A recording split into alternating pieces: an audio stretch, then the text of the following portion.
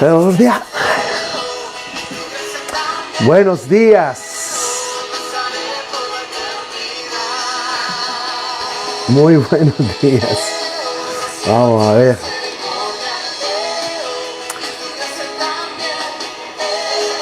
Buenos días.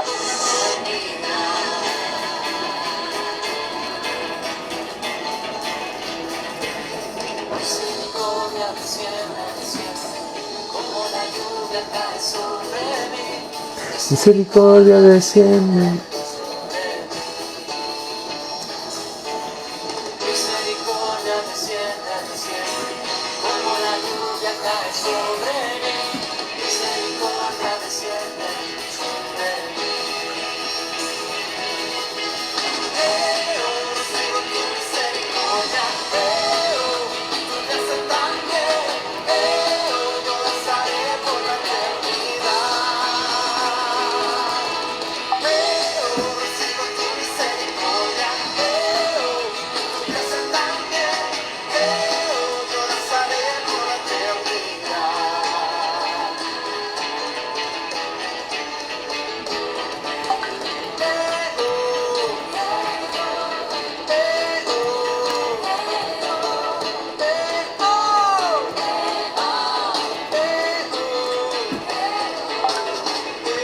Oh.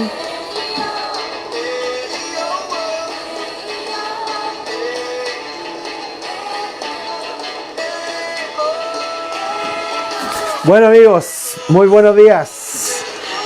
Cafecito, palabra, música, adoración. Qué mejor. Así que bienvenidos o bienvenidas. Un gran abrazo a cada uno.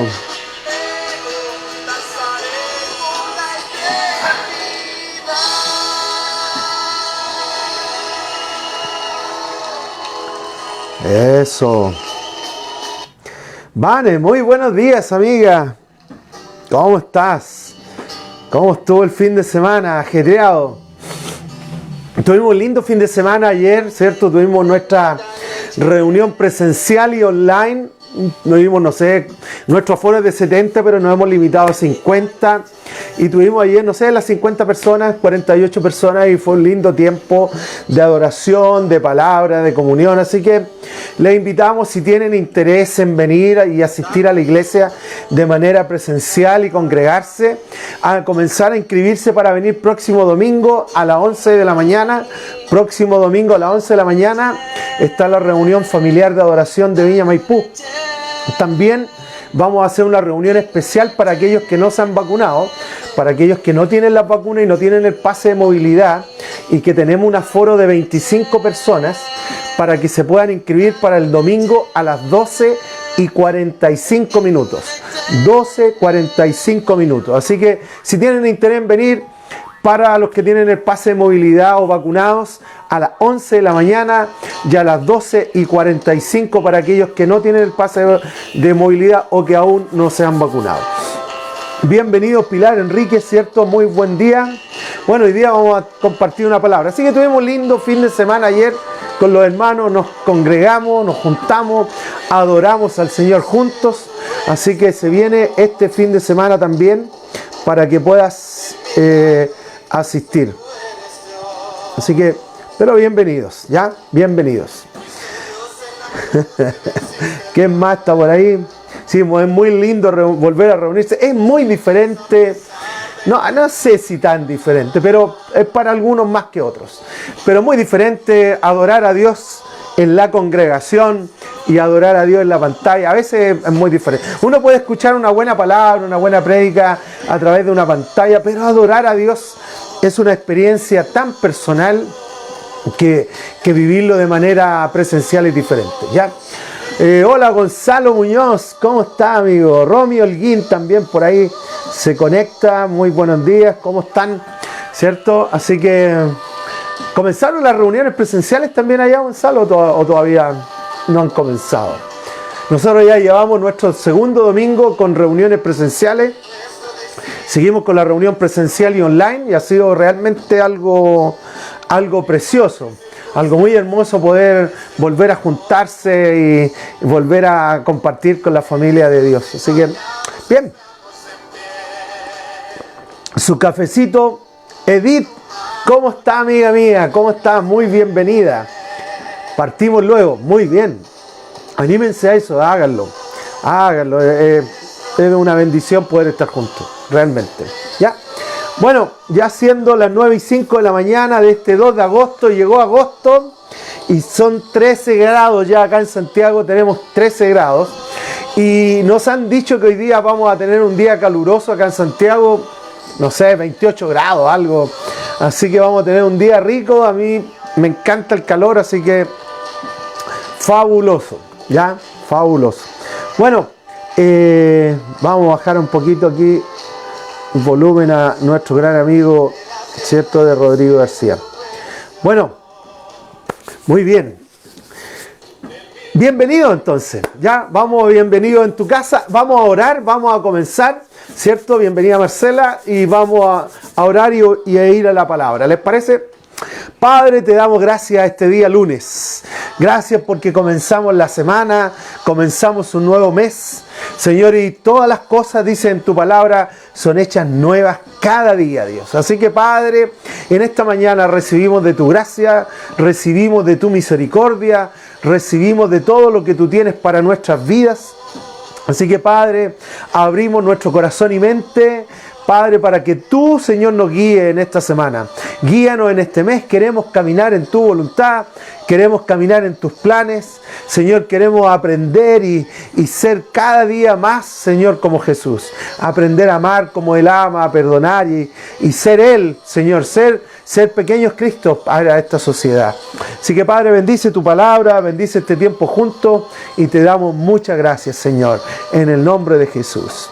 Amén. Amén. A ver, ¿quién más se ha conectado por acá?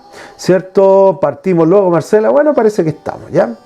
Bueno, siendo 9:08. Ya. Bueno, bienvenidos nuevamente, ¿ya? Bienvenidos. Ya, amigos, hoy día, bueno, cerramos el ciclo porque ya no... La verdad que daba para mucho más lo que estábamos viendo. ¿Cómo ganarle a la vida? Es un muy buen título para hacer una serie de predicaciones y temas. ¿Cómo ganarle a la vida en un tiempo tan complejo y tan difícil? Ahora, bueno, uno puede tener variedad de opiniones al respecto y cada opinión, amigos, es respetable. Al final hay que ir a la palabra y confiar en la palabra y asirnos y aferrarnos a la palabra. Pero terminamos el ciclo de cómo ganarle la vida basado en Romanos 8, versículo 37, que nos dice que somos más que vencedores por medio de aquel que nos amó. ¿Ya? Entonces, en Cristo Jesús, cada uno de nosotros somos más que vencedores por medio de Jesús. Y eso nos capacita, nos habilita, nos da herramientas como para vivir esta vida de una manera saludable y victoriosa. Así que quiero animarles a ese proceso, ¿ya? Si bien es cierto, la vida no es fácil, nunca ha sido fácil, pero en Cristo Jesús dice que todas las cosas ayudan a bien a los que a Dios aman. Entonces, yo te invito después a pegarle una repasada en el cómo ganarle la vida, porque hay herramientas ahí que creo que pueden ser útiles para cada uno de nosotros, ¿ya? Pero hoy día, bienvenido Carlos Cornejo, ¿ya? Pero hoy día vamos a iniciar un nuevo ciclo que yo creo que va a durarnos 6 semanas, 6 episodios, que vamos a estudiar el libro de Santiago. Ya, el libro de Santiago es un libro maravilloso, es un libro práctico que nos desafía, que nos saca, nos remueve el asiento, porque nos dice, mira, si tú tienes fe, pero si no tienes una obra, no vale de nada. O sea, la fe es una fe práctica, es una fe activa, es una fe viva, es una fe que se mueve, no es una fe pasiva, la fe nunca ha sido pasiva. Sino que la fe, cuando nosotros tenemos nuestra fe puesto en la persona que es correcta y basada en el evangelio correcto, nos mueve. ¿Ya? Y en ese movimiento que cada uno de nosotros tenemos es donde, ¿cierto?, podemos avanzar en nuestra vida cristiana. Entonces, el libro de Santiago es un libro maravilloso, pero muy desafiante, ya muy confrontador y creo que es saludable poder pasar por esos filtros de la práctica de nuestra fe. Entonces yo quiero animarte a que durante los próximos 2 semanas podamos leer el libro de Santiago juntos. Vamos a ir tal vez capítulo por capítulo, en algunas oportunidades vamos a dejar un capítulo a la mitad o en algunas oportunidades vamos a juntar el capítulo. Porque, cierto, el libro de Santiago es maravilloso. Entonces yo quiero animarte, si son 5 capítulos, uno puede leer el libro de Santiago de una sentada en 10 minutos, así que te invito a entrar en el libro de Santiago y poder dejar que la palabra de Dios nos desafíe, poder dejar que la palabra de Dios nos anime, poder dejar que la palabra de Dios, cierto, nos confronte con nuestra fe. Vivimos una fe ciertamente acá en el mundo occidental, que puede resultar una fe como cómoda, ¿ya? O sea, hay otras partes del mundo, amigo, yo no sé si tú captas esto, pero hay otras partes del mundo donde los cristianos, donde nuestra fe es perseguida, ¿ya? Sectores básicamente del Oriente, India, Irán, Afganistán, son lugares donde mucho del cristianismo es prohibido, es perseguido. Y claro, nosotros vivimos en este mundo occidental acá, donde tenemos variedad de Biblia, donde tenemos llenas las redes de prédicas, donde tenemos muchas iglesias a las cuales asistir, pero hay otras partes del mundo que no es así. Entonces, claro, eso trae cierta comodidad a nuestra fe. Y podemos vivir una fe cómoda, podemos vivir una fe relajada, entre comillas, ¿ya? Pero el libro de Santiago viene y nos dice y nos confronta con un montón de versículos y situaciones que para nosotros como occidentales tal vez nos puede golpear, pero que son tan importantes para que nos pueda remecer en lo profundo de nuestro corazón. ¿Ya? Entonces el libro de Santiago es un libro maravilloso y me gustaría, voy a partir leyendo Santiago 1:1. ¿Ya? Santiago capítulo 1 versículo 1, para que entendamos el autor, porque es importante también. Santiago 1:1 dice: Santiago, ¿ya? Suena como las noticias así, Santiago. Santiago, siervo de Dios y del Señor Jesucristo, a las 12 tribus que se hallan dispersas por el mundo, ¿cierto? Saludos. O sea, en este versículo nosotros claramente tenemos quién escribió, ¿cierto? ¿Quién es y a quiénes se los escribió? ¿Quién es? Santiago. Es un siervo de Dios y se las escribió a los judíos, a las 12 tribus, ¿cierto?, del pueblo de Israel que estaban dispersos por diferentes lugares del mundo. Entonces, el primer versículo nos da mucha información. ¿Quién era Santiago? ¿Ya? Cuando tú lees en los evangelios, tal vez no aparece así como Santiago, pero sí aparece como Jacobo. Jacobo es el símil, ¿cierto?, en la traducción, pero Jacobo es el nombre, ¿cierto?, del autor del libro de Santiago. Es el símil. Jacobo, Santiago son similares, son sinónimos, ¿ya? Entonces, está interesante porque Jacobo a la vez era el hermano de Jesús, o en esencia era hermanastro de Jesús, ¿ya? Porque Jacobo era hijo de José y María, pero Jesús era el hijo de Dios, ¿ya? Entonces es diferente, pero sí crecieron en la misma familia. Se supone que Jacobo era el hermano menor, un poco menor que Jesús, por lo tanto, porque para que tú sepas, Jesús tuvo más hermanos, ¿ya?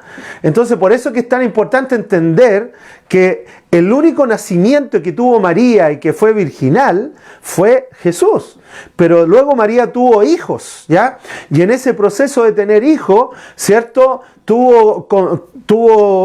concebió con José. Entonces, es tan importante, pero Jacobo, hermano de Jesús, ¿ya? Y a veces yo pienso, ¿cómo habrá sido crecer como hermano de Jesús? ¿Ya? No sé, yo me imagino un Jesús portándose bien, yo me imagino un Jesús niño obedeciendo a su mamá, yo me imagino un Jesús, no sé, que era como cualquier otro niño, pero era complicado también ahí. Pero para Santiago o para Jacobo, debe haber sido complejo aceptar que su hermano, aceptar que este Jesús a quien Jacobo había visto crecer o lo había visto en su casa, ahora resulta ser el Hijo de Dios, el Salvador del mundo. Entonces, el autor, Jacobo, ¿cierto? ¿De quién era Jacobo a la vez? Después él se autodefine y dice, siervo de Dios y del Señor Jesucristo. O sea, no le dice mi hermano, no familiariza, ¿cierto? La palabra familiaridad, muchas veces nosotros la mal usamos, pero también la palabra familiaridad a veces tiene la connotación también en el uso, ¿cierto? De tener a alguien como familiar, como ya, si siempre está aquí. Y Santiago o Jacobo no hizo eso con Jesús. Él nunca miró a Jesús como diciendo, no, este es Jesús, no. Como mucha gente lo hizo, ¿cierto? Cuando dijo, pero si este es el hijo de José, el hijo del carpintero, como el que lo rebajó. Pero Jacobo, Santiago no hizo eso, sino que él dijo de sí mismo, dijo, yo soy siervo de Dios, pero también soy siervo del Señor Jesucristo. ¿Ya? Y después añade los destinatarios de la carta. Y dice a las 12 tribus que se hallan dispersas por el mundo, ¿cierto? Al pueblo de Israel, a todos los judíos. Básicamente esta carta fue escrita a los judíos, pero también aplicada a cada uno de nosotros. Entonces, en esencia, ¿cierto? Santiago le escribe a los judíos, pero es una carta también guiada por el Espíritu Santo para que cada uno de nosotros tuviéramos acceso. Alguna información también de esta carta, bueno, la escribió Jacobo. Mira, si uno lee en Gálatas, capítulo 1, hace una referencia a Santiago. Dice, el apóstol Pablo escribiendo en el libro de Gálatas, dice Gálatas 1:19, dice que no había ninguno otro de los apóstoles, solo había Jacobo. ¿Ya? Ese Jacobo es el mismo Santiago que escribe esta carta. Dice, solo vi a Jacobo, el hermano del Señor.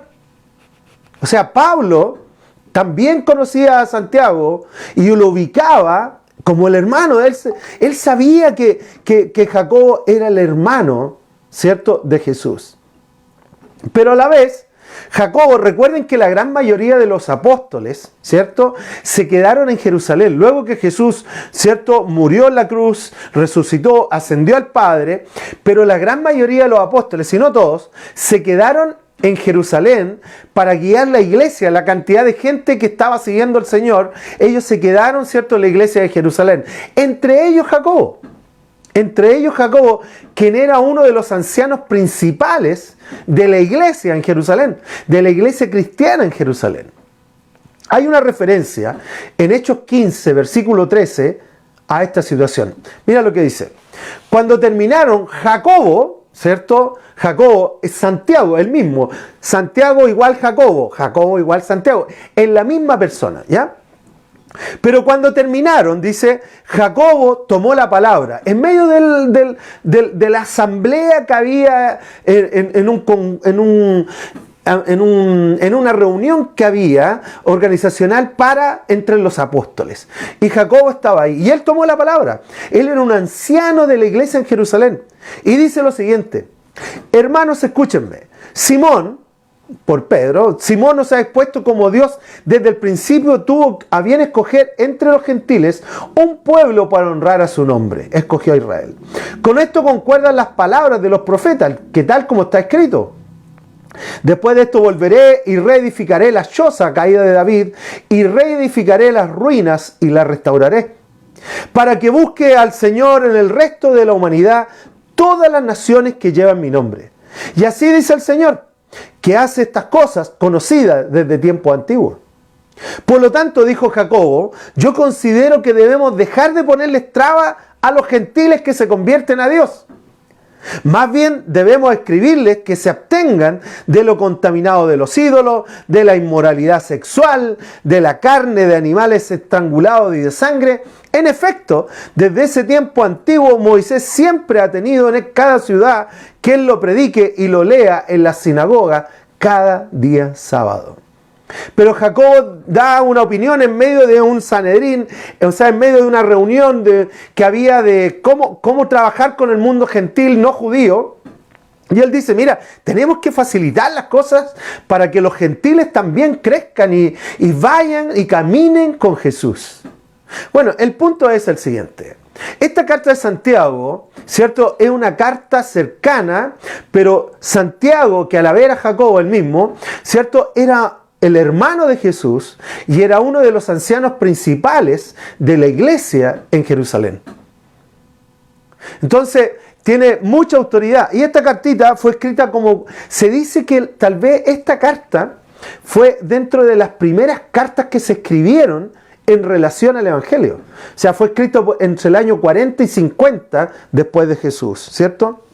Entonces, ¿en qué fecha? 40-50, ¿para quiénes fue escrita esta carta? A la tribu de Israel, ¿cierto? Y básicamente esta carta toca cuatro temas, cuatro temas, como vamos a ir viendo. El primer tema que habla es de las pruebas, de cómo enfrentar las pruebas de la vida, las complejidades de la vida, pero también trata de ser hacedores de la palabra, pruebas y hacedores de la palabra. Número 2, habla de la fe y las obras.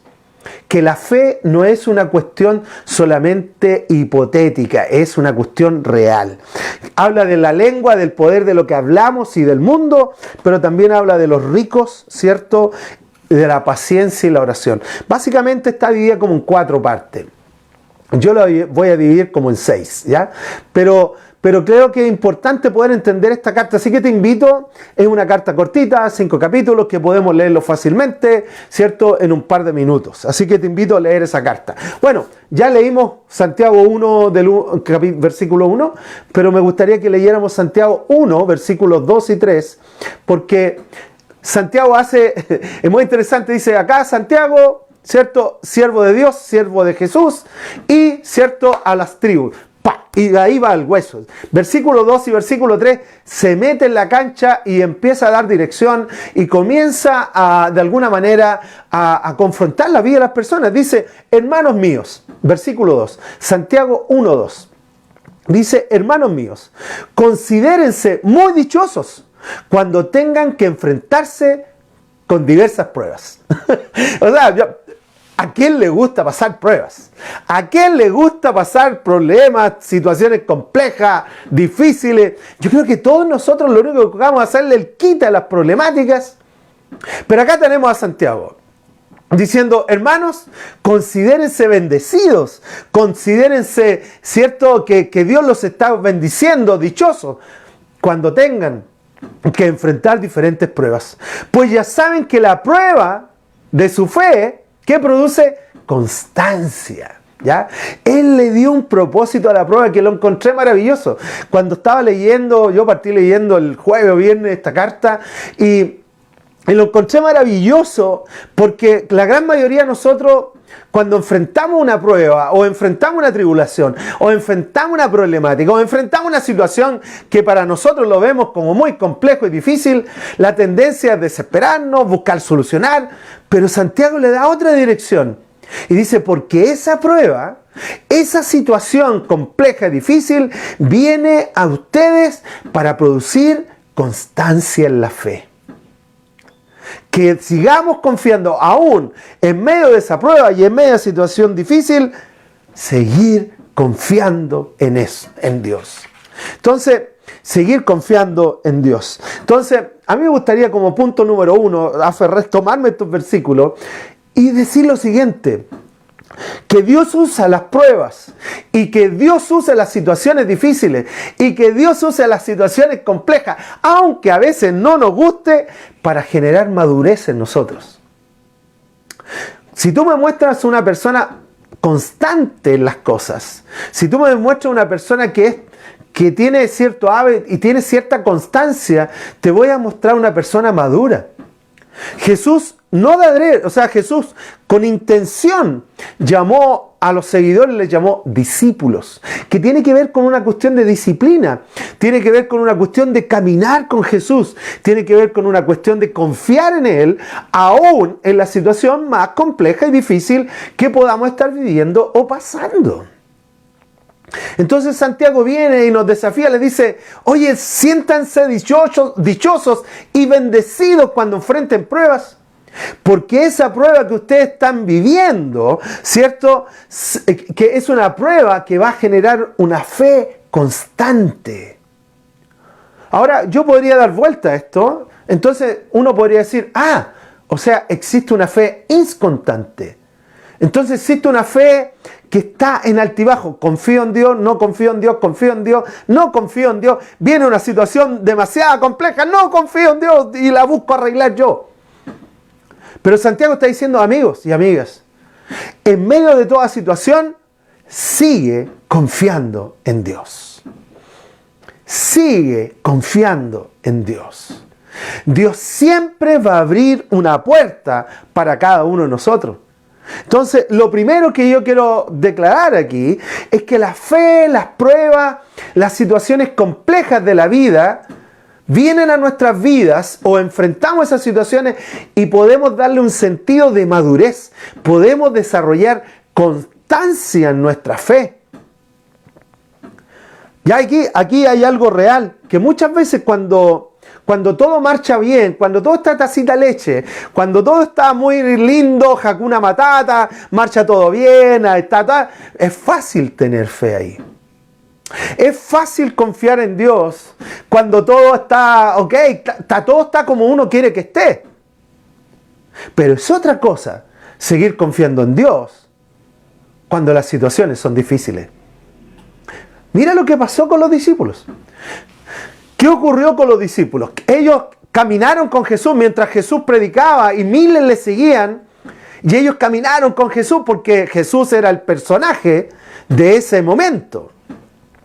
Entonces Jesús era, entre comillas, el famoso de esa época. Y ellos eran como los cercanos. Yo soy amigo de Jesús. Pero cuando llegó el tiempo difícil, ¿dónde estaban ellos? Cuando llegó el tiempo difícil de persecución, de tomar preso a Jesús, ellos se escaparon. Y quedó solamente uno. De los 11 que había ahí, quedó solamente uno, Juan. Y todos los demás, ¡pum! Porque es fácil mantener una fe constante cuando todo marcha bien. Pero la constancia nos dice y nos indica que debemos mantener la fe aún en las pruebas y en las situaciones difíciles. Por eso que Santiago nos dice, pues ya saben que la prueba de su fe produce constancia. Por lo tanto, lo número uno que tenemos que aprender en este libro, en esta carta maravillosa, es que nuestra fe no es solo una fe cuando todo marcha bien, cuando todo está bonito, cuando todo está como yo quiero que esté. Sino que esa fe de confiar en Dios de todo corazón también debe mantenerse cuando las situaciones son complejas. Cuando las situaciones son difíciles. Cuando no hay nada tal vez que marcha como yo quiero que esté, seguimos confiando en Dios. Seguimos confiando en que Dios tiene el poder y la autoridad para transformar, para cambiar y para acompañarnos en esa situación difícil. Por eso que el Salmo 23 es tan trascendente para cada uno de nosotros, que Dios es nuestro pastor. Nada me faltará. Pero aunque ande en valles de sombra y de muerte, aunque ande en valles complejos y difíciles, Dios estará con nosotros también. Por eso que las pruebas, Santiago viene a decirnos que las pruebas producen en nosotros, ¿cierto? Constancia, estabilidad, una fe estable en medio de la situación compleja. Y añade Santiago en capítulo 1, hemos leído 1, 2, 3, ahora vamos al versículo 4. Santiago 1, 4 dice, y la constancia, recuerda que él dijo que la prueba en nosotros produce constancia. Y luego añade, y la constancia debe llevar a feliz término la obra para que sean perfectos e íntegros sin que les falte nada. Entonces, esa fe que se desarrolla, ¿cierto?, en medio de la prueba, en medio de la presión, en medio de la circunstancia que no es fácil, esa fe es una fe sólida y estable que nos ayuda a crecer y madurar en Cristo Jesús, y dice que felizmente nos va a llevar al término de la obra en nosotros. Uno de los objetivos que tiene el Espíritu Santo en cada uno de nosotros es pulir mejorar nuestro carácter para que sea como el de Jesús. O sea, tú y yo somos discípulos de Jesús. Él es nuestro ejemplo a seguir. Él es a quien tenemos que caminar y queremos ser como Él. Pero para llegar a ser como Él necesitamos pasar por este punto de pruebas y expresar nuestra confianza en Dios aún en esa circunstancia difícil. Cuando Jesús estuvo en Getsemaní, en una situación difícil, Él dijo: Padre, esta cuestión es muy difícil. Si fuera por mí, no lo hago. Pero no se haga lo que yo quiero, sino lo que tú quieres. Entonces, ¿cómo reaccionamos cuando vienen las situaciones difíciles? ¿Cómo reaccionamos cuando las pruebas vienen? Y acá es tan importante entender algo. Primero, que tenemos que tener la perspectiva de Dios acerca de las situaciones. Nosotros vivimos en lo temporal e en lo inmediato. Entonces, vivimos en el ahora. Entonces estamos como: ya, sí, me pasó esto, me ocurrió esto, tengo este problema, tengo esta situación, tengo esto. Porque estamos en la inmediatez, en el tiempo presente. Pero cuando tú tienes la perspectiva de Dios, Dios tiene una perspectiva por sobre el tiempo. Entonces es algo que para nosotros puede resultar algo difícil y complejo de entender, pero tal vez no estamos llamados a entender, estamos llamados a creer en esto. Pero Dios está sobre el tiempo, pasado, presente y futuro. Entonces Dios tiene ese maravilloso punto de vista que nos dice: camina un poco más allá, porque allá está la puerta abierta que te va a sacar de esa prueba o te va a sacar de esa situación. Pero camina esos 2 pasos. Y nosotros a veces nos quedamos pegados ahí. Por eso que tener una perspectiva de Dios acerca de las situaciones es muy importante. Involucrar a Dios en tu vida. Involucrar a Dios en cada área de tu vida y de tus circunstancias. Involucrar a Dios en tu área personal, en tu área familiar. Involucrar a Dios en tu área laboral, financiera, no sé, de estudio. Involucrar a Dios en tu vida. Entonces, cuando involucramos a Dios en nuestra vida, tenemos la posibilidad de tener una perspectiva de la vida y decir: Dios está con nosotros. Entonces, cuando vienen las pruebas, que las pruebas vienen a producir constancia, y la constancia viene a generar una estabilidad en nosotros para que podamos caminar con Dios en toda situación. Pero para eso necesitamos tener una perspectiva divina. Y lo otro también es no dejar de confiar en Dios. No dejar de confiar en Dios. Creo también que las pruebas, como lo hemos dicho anteriormente, las pruebas o las situaciones difíciles también son una instancia para acercarnos a Dios. También son una instancia para ir ante Dios y decirle: Señor, te necesito. Para que con humildad podamos decirle al Padre: Señor, mira, estoy pasando esta situación. ¿Qué hago? ¿Qué decisiones? ¿Dónde voy? ¿Con quién hablo? ¿Cómo? Buscar la dirección de Dios. Ocupar las circunstancias complejas para buscar al Padre. Para poder tener una relación un poco más estrecha con el Señor. Está interesante. Estoy leyendo unos escritos de C.S. Lewis. Y él dijo algo. Mira lo que dijo Dios. Voy a leerlo para leerlo textual. Dice: Dios nos susurra, o sea, nos habla despacio. Dios nos susurra en nuestros placeres. O sea, cuando todo marcha bien, Dios nos susurra. Nos habla a nuestra conciencia cuando estamos viviendo nuestra vida. El Espíritu Santo en nosotros. Pero mira lo que nos dice: pero Dios nos grita en nuestro dolor. Es su megáfono para despertar a un mundo sordo. Muchas veces los dolores son para que pongamos nuestra atención en Dios. Muchas veces las circunstancias difíciles y complejas, eso es lo que está diciendo Luis, es para simplemente volvernos a Dios. Es para que nosotros podamos decir: Señor, tú eres mi esperanza en medio de esta situación.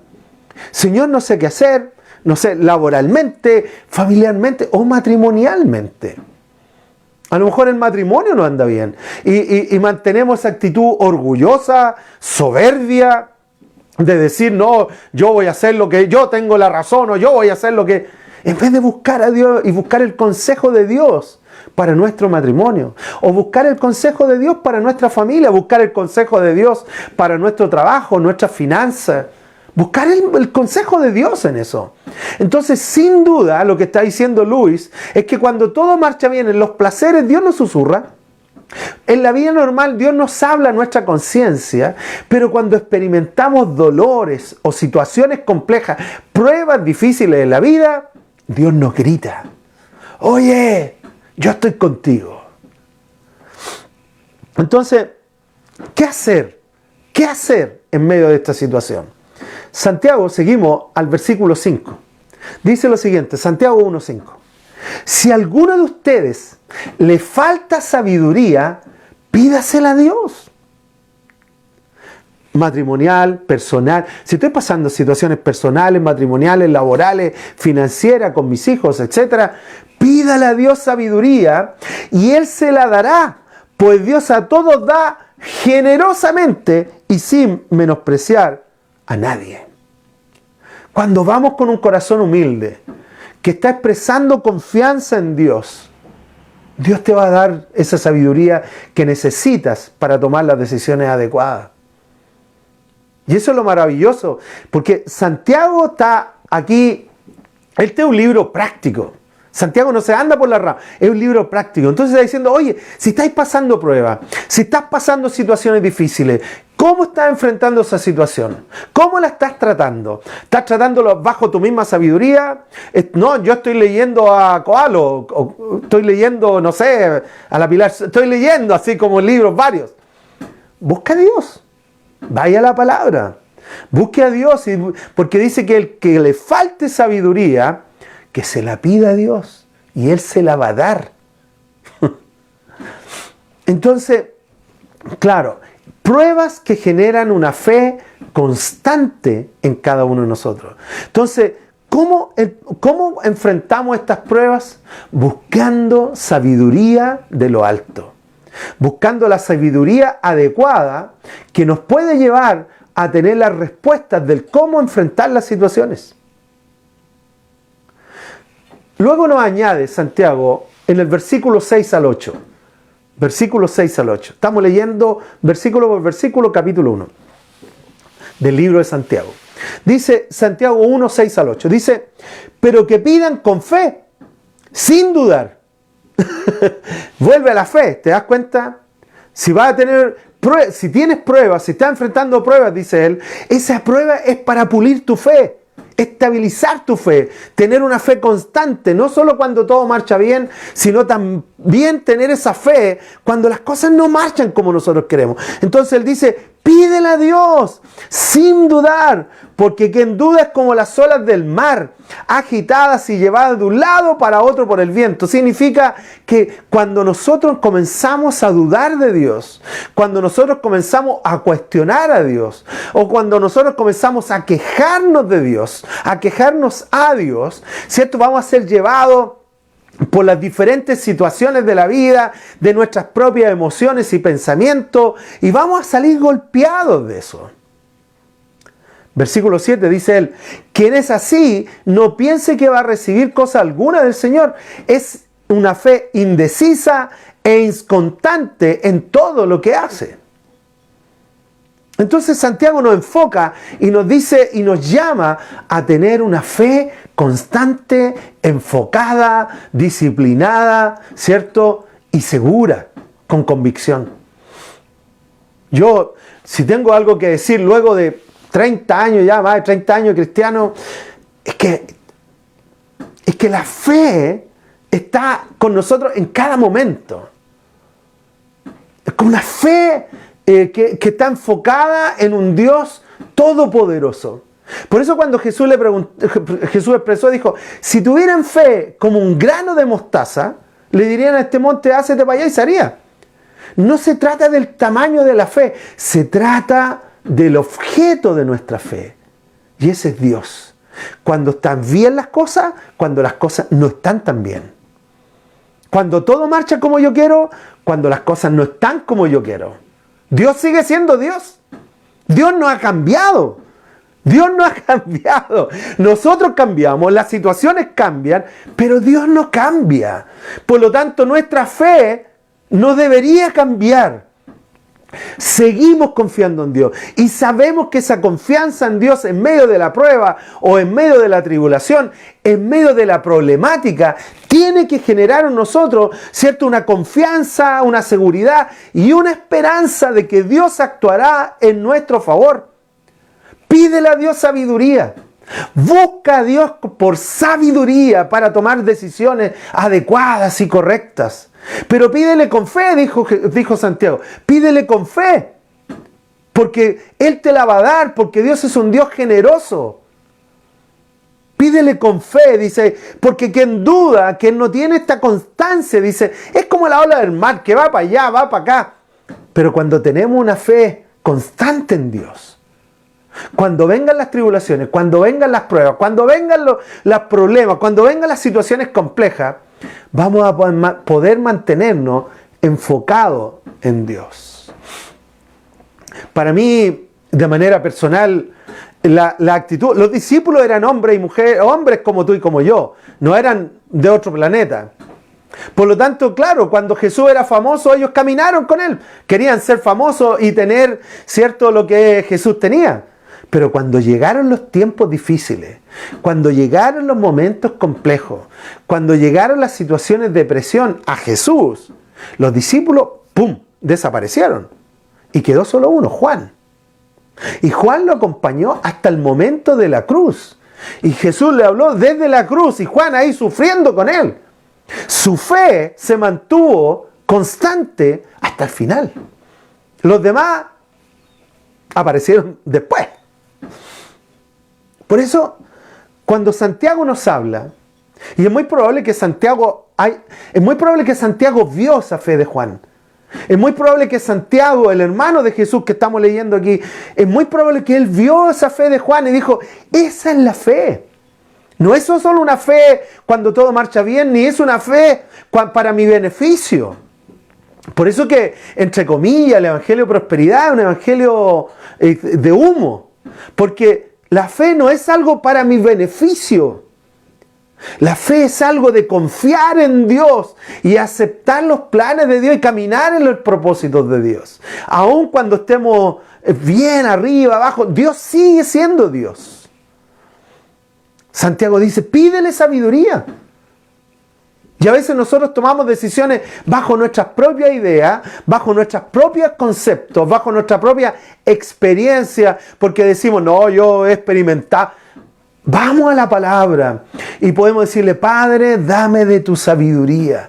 Y Dios en su generosidad te va a dar sabiduría celestial para poder tomar las decisiones adecuadas en el momento adecuado.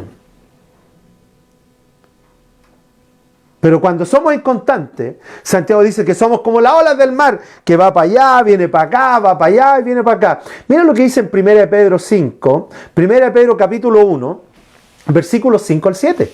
Dice, recuerden que yo después dejo los apuntes en el chat, ya, así que si al final del en tu casa de hoy voy a dejar el apunte allá. Pero dice en 1 Pedro 1, 5 al 7, dice, a quienes el poder de Dios protege mediante la fe, hasta que llegue la salvación que se ha de revelar en los últimos tiempos.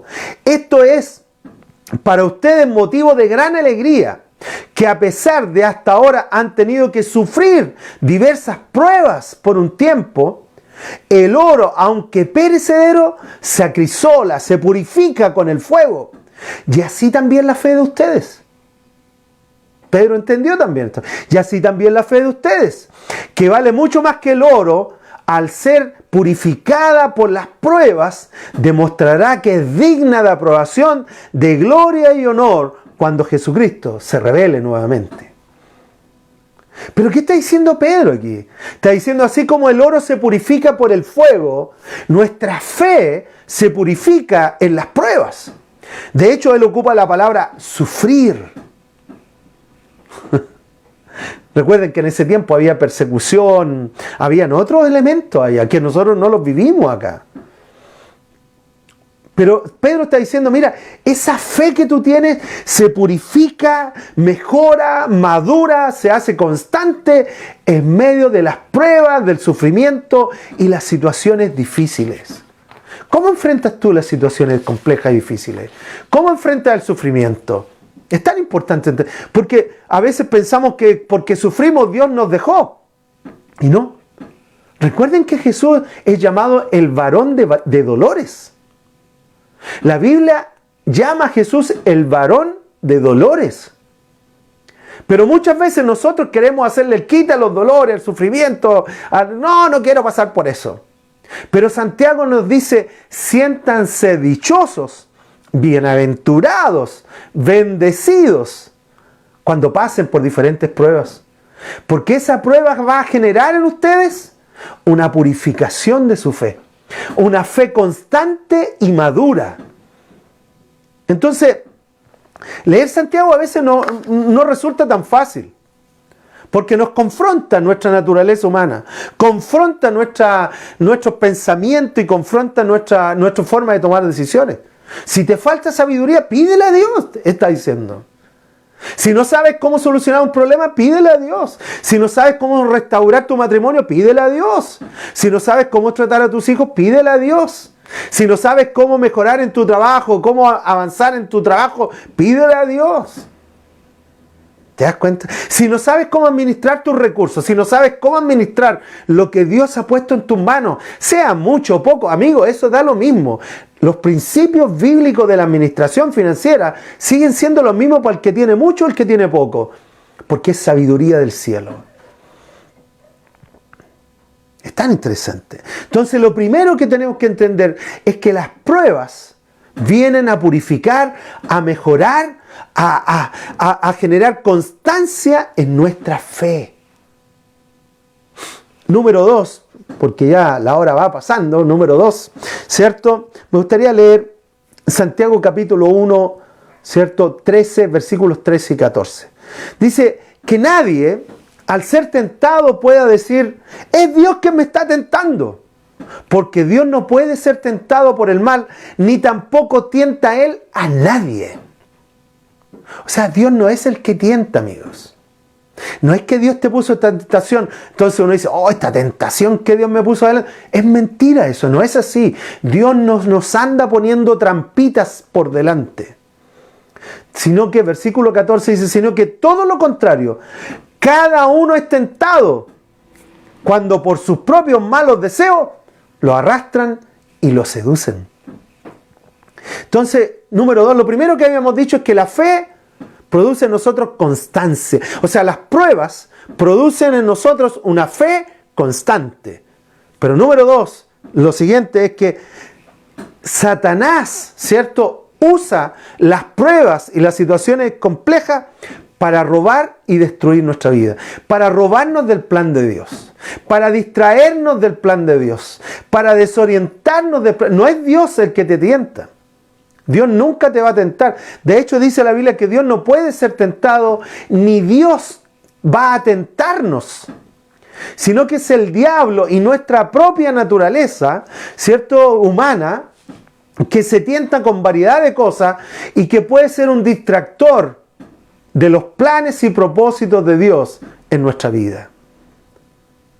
Dios tiene un plan para ti, Dios tiene un plan para mí, Dios tiene un propósito más allá de la edad que podamos tener, más allá de dónde vivamos, más allá de los dineros que podamos tener. Dios sigue teniendo un plan para mi vida y Dios sigue teniendo un plan para tu vida.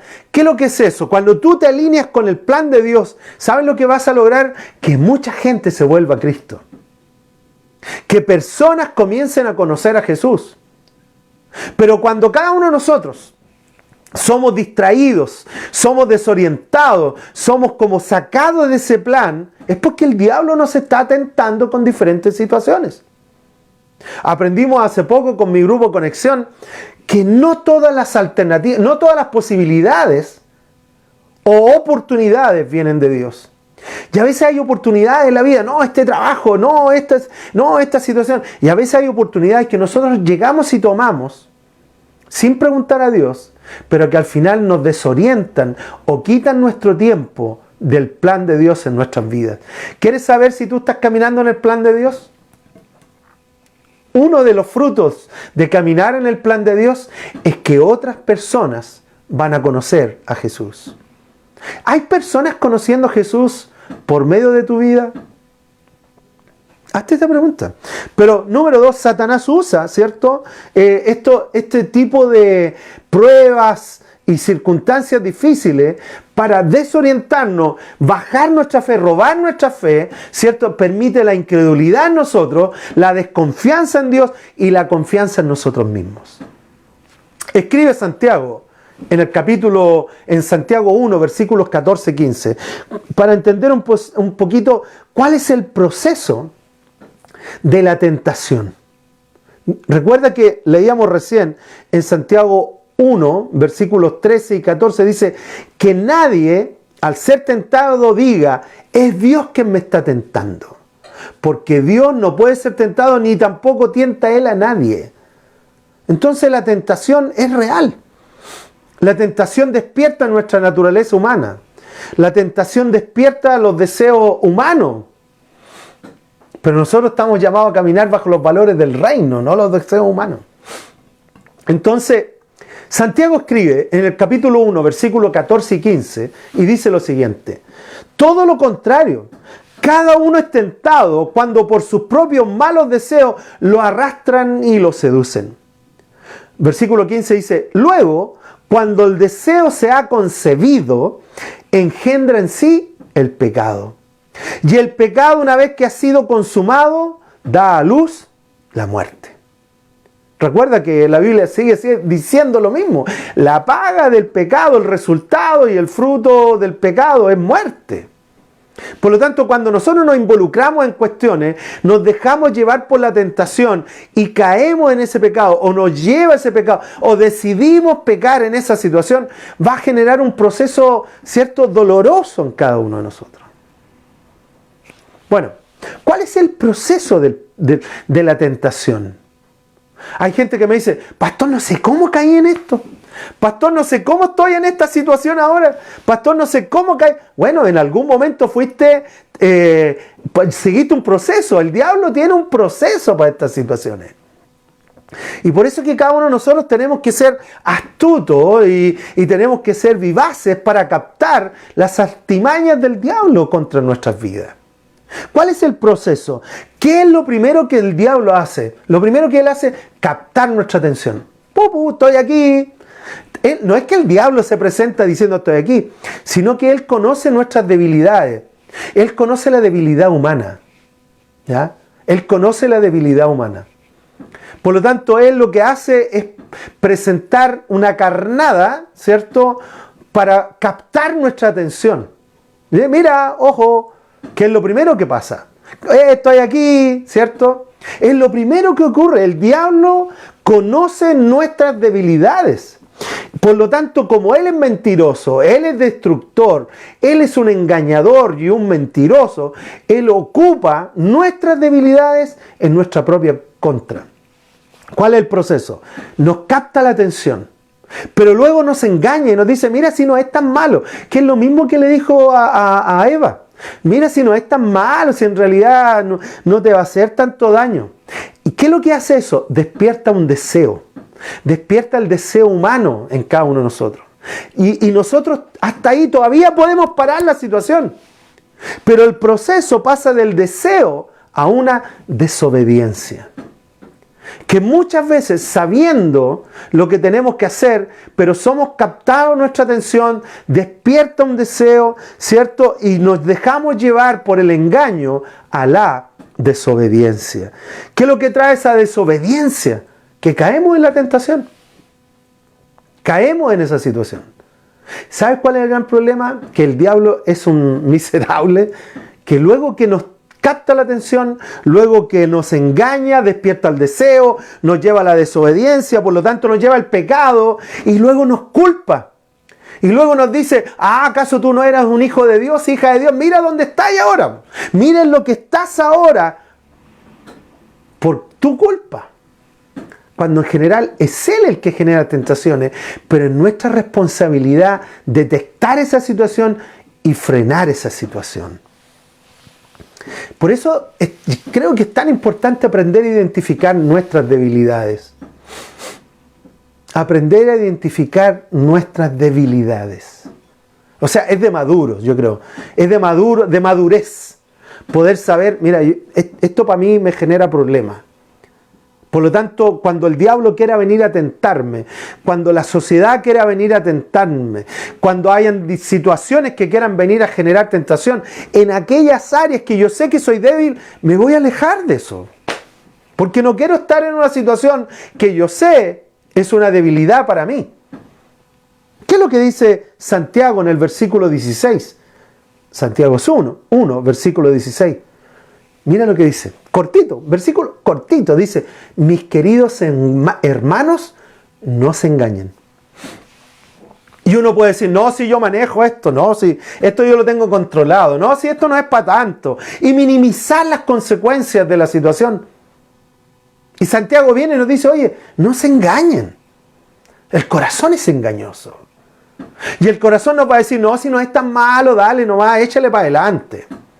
Si robar un lápiz, robar algo, no sé, mentir aquí o sacar allá, o tergiversar aquí, o murmurar de alguien, o pelar a alguien, armar cagüines, no sé. Amigos, no nos engañemos. Santiago viene y dice, mis queridos hermanos, no se engañen. El apóstol Pedro escribió en 1 Pedro 5, versículo 8, y dice, practiquen el dominio propio y manténganse alerta. Su enemigo, el diablo, ronda como león rugiente buscando a quien devorar. Pero aquí tira dos cosas muy prácticas. Practiquen el dominio propio. Es decir, toma las decisiones a tiempo. Para que cuando enfrentes la situación, tú puedas decir, no, esto es del diablo. Esto es una tentación que tengo que escapar. Y mira esto, cuando José, ¿cierto? En el Antiguo Testamento, en el libro de Génesis, fue tentada con la esposa de Potifar. La esposa de Potifar fue a buscar a José para seducirlo. ¿Qué hizo José? No se quedó mirando, no se quedó experimentando, escapó. ¡Pum! Me voy. No quiero ser parte de esto. Y es tan importante poder entender esta situación. Porque cuando vengan las tentaciones, recuerda que el diablo nos va a tentar, el mundo nos va a tentar y nos va a poner en situaciones complejas. Por eso yo te quiero animar. Descubrir mis debilidades. Y cuando estamos expuestos a esas debilidades, alejarnos de ahí. Porque no nos va a hacer bien seguir ahí. Esa es la realidad. Aprender a sobreponernos en la tentación. Para ir terminando, porque ya estamos cerquita de las 10 de la mañana. Santiago 1, versículo 17 dice, toda buena dádiva y todo don perfecto descienden de lo alto, donde está el Padre que creó la lumbrera celeste y que no cambia como los astros ni se mueve como las sombras. ¿Qué está diciendo aquí Santiago? ¿Sabes qué? Dios no cambia. Que todo lo bueno viene de Dios. El diablo viene para tentarnos y luego condenar. El diablo nos tienta, despierta en nosotros el deseo, nos engaña, nos miente, nos lleva, nos genera situaciones en las cuales a veces nosotros caemos y luego nos culpa y nos condena. Eso no está, Dios no está ahí. No es que Dios me está tentando. No, ese es el diablo, amigo. Las pruebas de la vida. Recuerden que Jesús dijo, en el mundo van a tener aflicciones, pero confíen, dijo Jesús, porque yo he vencido al mundo. Tener una fe constante en el tiempo bueno y no tan bueno. Tener una fe constante cuando todo marcha como yo quiero que esté, cuando no están las cosas como yo quiero que esté. Y si están acá y yo estoy desorientado, dice la Biblia, Santiago dice, pídele a Dios sabiduría. ¿Quién te la va a dar? Y no tan solo te dejes llevar por tus propios pensamientos o tus propias ideas. Para terminar el capítulo 1, dice versículo 18, por su propia voluntad nos hizo nacer mediante la palabra de verdad, para que fuéramos como los primeros y mejores frutos de la creación. El ser humano, la raza humana, es el mejor fruto que Dios ha creado. Por lo tanto, tenemos que apuntar a eso. Señor, yo quiero ser la mejor versión de lo que tú creaste en mí. Señor, yo quiero ser la mejor versión que tú esperas de mí. Y entiendo que para eso, Dios, yo tengo que desarrollar el carácter de Cristo, caminar en tus planes, caminar en tu voluntad, para poder desarrollar el plan completo y total que tú tienes para mi vida. Santiago es un libro maravilloso, amigos, pero que nos va a confrontar. Nos confronta en el cómo vivir, nos confronta en el cómo tomar decisiones, nos confronta en el cómo vamos a vivir esta vida. Así que te invito allá donde tú estás a que oremos, ¿cierto? Y vamos a darle gracias a Dios por Jacobo, ¿ya? Por Santiago. Padre, te damos gracias esta mañana. Señor, ayúdanos a desarrollar inteligencia espiritual para que podamos captar, Dios, y captar, Señor, todo lo que tú tienes para nosotros. Echamos fuera, Dios, toda mentira del diablo que ha puesto en nuestra mente y corazón. Sacamos, Padre, todo aquello engaño del diablo. Y, Señor, ayúdanos a pedir sabiduría en el momento adecuado para confrontar las artimañas y las tentaciones que el diablo y el mundo nos ponen por delante. Ayúdanos a caminar en tus planes, a caminar en tu voluntad, y que podamos desarrollar el plan perfecto que tú tienes para cada uno de nosotros. Te damos muchas gracias, Padre, en el nombre de Jesús. Amén. Amén, amigos. Bueno, siendo ya 10 de la mañana, 1 minuto, ya tenemos un compromiso ahí, 10 de la mañana. Bueno, les invito a leer el libro de Santiago. Ya date el tiempo más rato y lee Santiago capítulo 1. Y si tienes 15 minutos, léelo completo. Son 5 capítulos, se leen en un rato, pero leamos juntos las próximas 2 semanas y vamos a ir descubriendo el libro de Santiago a la vida actual.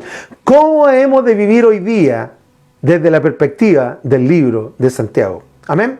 Ya, amigos, que Dios les bendiga, que tengamos una linda semana, que Dios nos use para que muchos puedan poner su fe en Jesús, que Dios nos use no tan solo para generar conflictos o generar peleas o discusiones, sino que nos use para extender su reino a aquellos que no lo conocen. Amén. Ya, amigos, un fuerte abrazo a cada uno de ustedes, a Cristian, a Eduardo, ¿cierto? A todos los que han estado conectados hoy día por acá, a Pilar y a todos los que han estado, a Carlos, ¿cierto? Que Dios les bendiga, amigos. Un fuerte abrazo. Bye, bye. Chao, chao. Chao, chao.